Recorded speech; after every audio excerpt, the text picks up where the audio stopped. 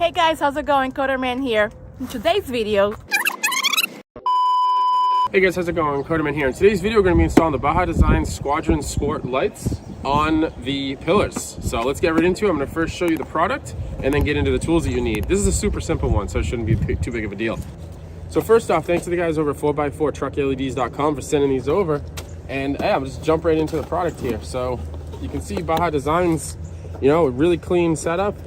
Really high quality as far as the lights are concerned. Super excited to see how these are. So obviously you got your lights here, you have your hardware, just some basic brackets and some bolts with some nuts and some washers. Like I said, I'm going to walk you through the whole process of installation.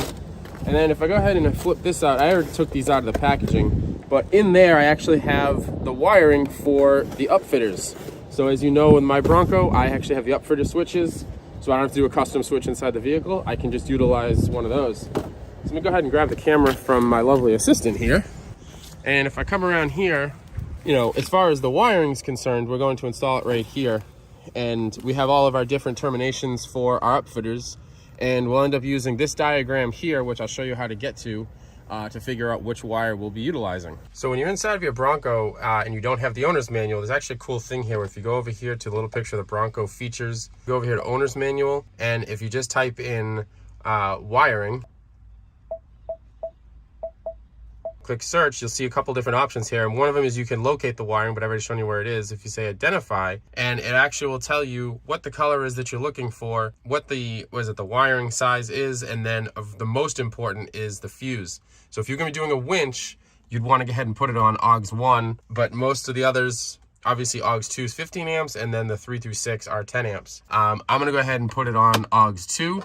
Simply because I do intend to get a light bar or possibly a winch at some point. All right, so basically going to install one light here on the passenger side, and then obviously on the opposite side, the driver's side. Now for this, I have the custom antenna, so I might take this off, as you're going to basically want this bolt here. You're going to want to lift that bolt so you can run the wire under, and then your actual light is going to be attached here. So I'm just going to head and remove this real quick. All right, so for this here, you basically want to loosen this bolt so we can run the wire up underneath, and you're going to need a T30 bit. And I'm going to head and just remove this real quick. So you just see this trim piece here. It has these pull tabs, and this is all just being affixed by these plastic retaining clips. The reason I want to take this off, or at least get it loose, is I want to run the wire from the passenger side to the driver's side. And I know I could run it here, I could run it along this wire, but I want to go with the clean OEM install, and I'm going to end up taking this off so I can run the wire under this channel and terminate over there, obviously where the wires are. So the next step is, now that I've made that nice and loose to get through there, I'm going to end up loosening this trim piece here, like I mentioned right there with those clips, so that I can run the wire under it.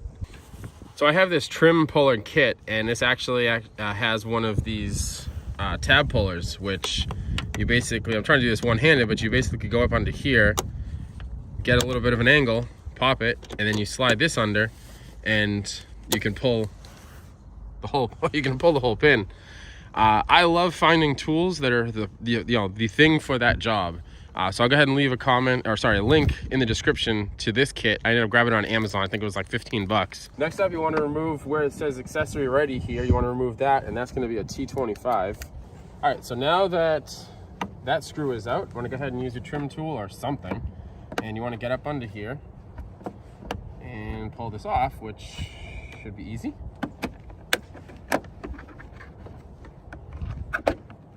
If you're installing it like I am in the dead of winter, be careful with little trim tabs like this, because plastic, it's brittle, it'll break.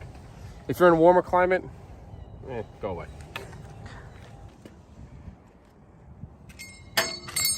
That definitely didn't just hit the paint. No, it didn't.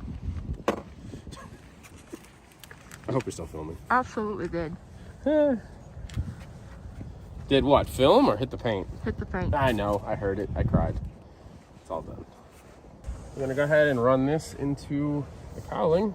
So you're gonna go ahead and fish it through, and you have the wire right there. All right, so now you're gonna come over here to the driver's side, and the reason we're doing both at the same time is so you can get this piece of plastic up and out of the way. As you can probably see, sometimes these videos are filmed out of order, but you wanna go ahead and, this is the T30 as well, the Torx 30. All right, after you get this piece off, you want to take off this mirror cap as well. And I forgot which pocket I put screws in. We'll figure that out later. Go ahead and grab a trim tool. If you don't have a trim tool, wrap up like a screwdriver or something in painter's tape. That's another way to go. But honestly, if you're working on vehicles, invest in a trim kit or a trim pulling kit. Now let's go ahead and run the next light. In order to do that, you need the light. And I just like to say, the build quality of these things is simply amazing. And actually from Baja Design, you have a lifetime limited warranty.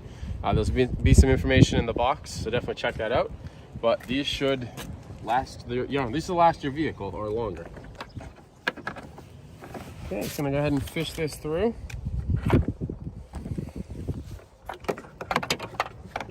And what I'm gonna do is I'm gonna grab my extension harness. Make sure I have the correct side. So the ones that's the Y is gonna go towards that way because your other light's gonna hook up here. All right, now that that wire is connected, you wanna go ahead and continue to feed it under here. And you basically just wanna make sure that you get it to the back. I'm gonna lift up this piece of plastic here, which is this right here. And I'm gonna fish this wire right through it. Climb on the wheel. That's what I was gonna do, but.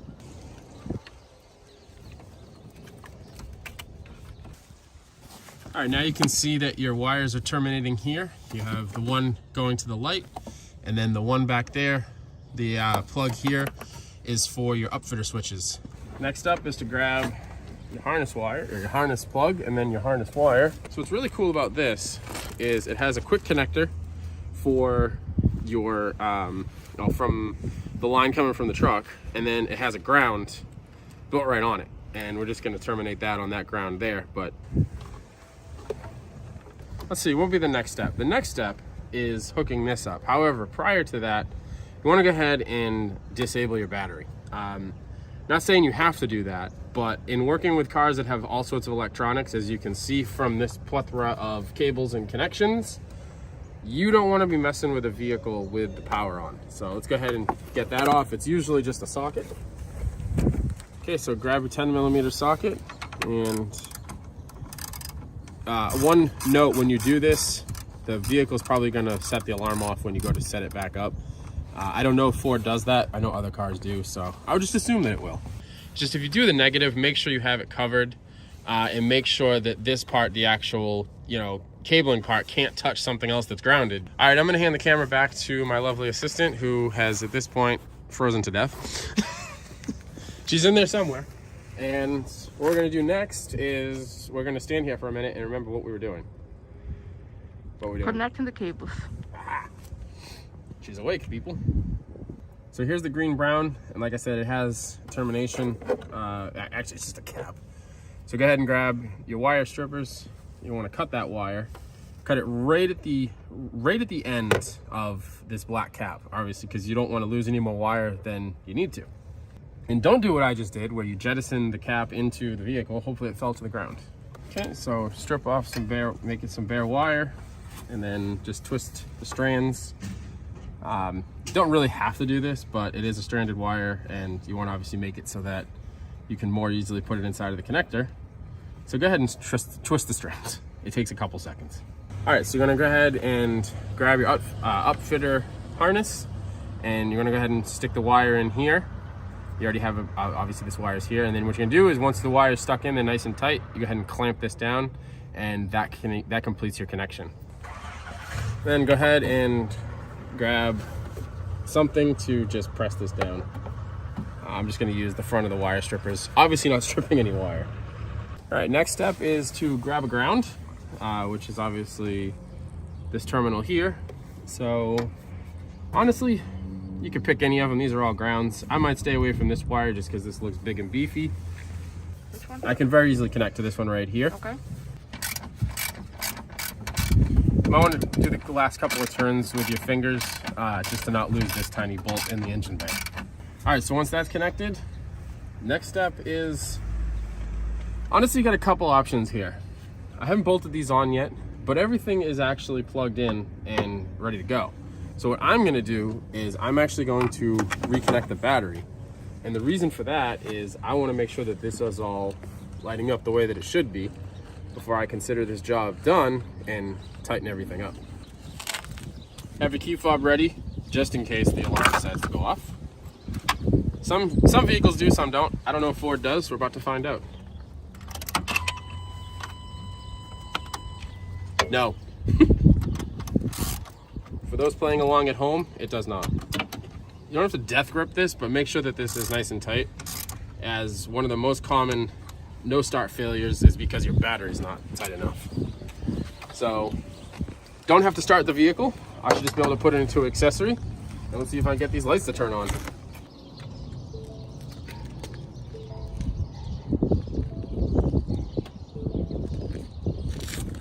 And as you can see from that glow right there too, these are all nice and wired up. So let's go ahead and shut this off. Don't have to disconnect the battery again, because I'm not messing with any wiring, you know, loose wiring here.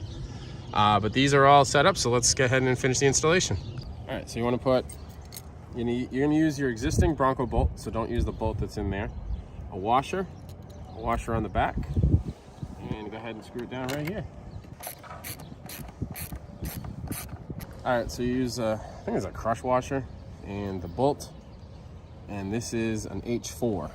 And what you want to do is you want to go ahead and this is gonna be fun. I can already tell losing this. You want to go ahead and grab your next washer and bolt combo. Now, I'm probably going to be in the way, but basically you're going to put it on the inside and thread this through. All right, so now that that light's in, you want to go ahead and grab your T30, and you want to put this down.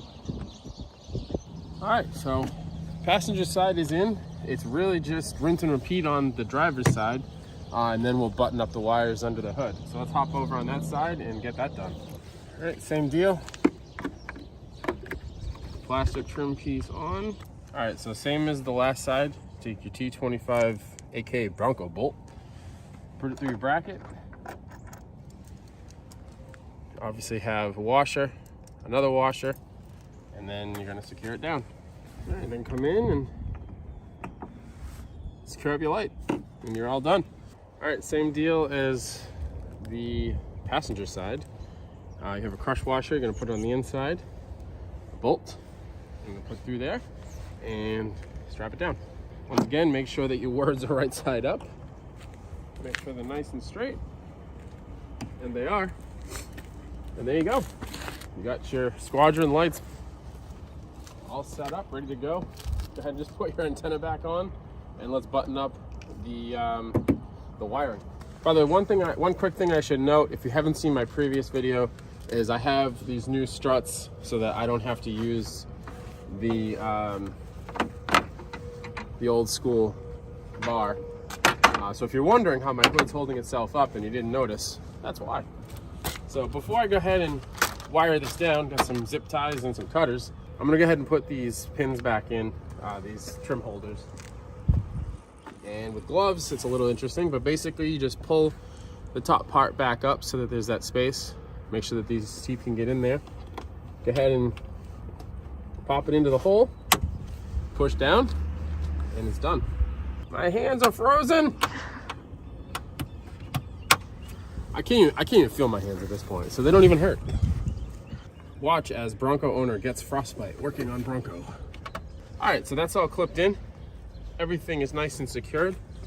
Last step is to take these gloves off so that it can actually work, and just zip tie these wires to make it nice and clean. This is an optional step, but I like to do things right, especially when you're dealing inside an engine bay. So there's a lot of extra wire here, and I can see that there's nothing electrical down in this area. So I'll go ahead and wrap and tuck this wire. You don't have to go crazy, just, you know, secure it down as much as you want. Make it so that it's not getting in the way of anything. All right, so that's tucked and out of the way. This is clear so that the hinge can come down.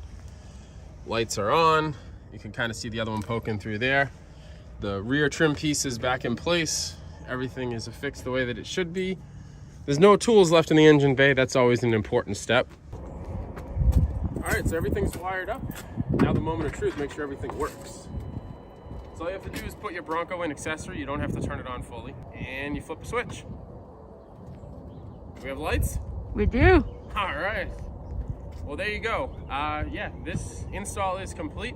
I'm gonna come back over there to the camera because I'm sure I'm very quiet right now. So this thing's a plenty bright. It'll be good to see. So yeah, we'll take it out tonight, bring it out into, got some little wooded areas. We'll see how these work. And I'm hoping to get some pod lights here. So be on the lookout for those pretty soon. And then maybe a light bar, not sure. But this install is complete. I'm gonna head and run some night footage, but I will wrap the video up now. As always, appreciate you guys checking out these videos. Hopefully this was helpful. And you wanna go ahead and grab a set of these for yourself, go ahead on over to 4x4truckleds.com, grab a set, and use the coupon code CODERMAN to get 10% off. So as always, I appreciate you guys checking out these videos. Please like, comment, and subscribe, and I'll catch you in the next one. And an extra special thanks to my wife for freezing her butt off to help me make this video. All right, well, of course I'm gonna take this thing to an off-road space, but to start, here is a white wall, which is pretty standard for testing lights. And right now, this is just daytime running lights. So let me go ahead and throw on the headlights, which you can see is right there. Now I'm gonna have my wife hit switch number 2. That is where the pillar lights will actually spot. So go ahead and shut them off. So you can see the difference. Want to turn the marker on real time? So yeah, you can see where they're gonna hit up higher. So this is gonna be perfect for your trail riding, off-roading. If you're going and trying to get something lower, then you're gonna wanna do something with the pod lights. But let's go ahead and hit some woods and see what this looks like at night. All right, here we are at night. Let's go lights off. There's the regular lights off. There's headlights on, and then let's go ahead and flip AUX 2. So there you go. You can clearly see that if you were going down a trail, this would be the way to go. Just look at the difference. I mean, it pretty much cuts off at the trunk of that tree, and now I can see all the way up almost into the actual trees. So as you can tell, this is something I would highly recommend. And hopefully you guys enjoyed this installation video. And if you have any questions, definitely leave a comment below.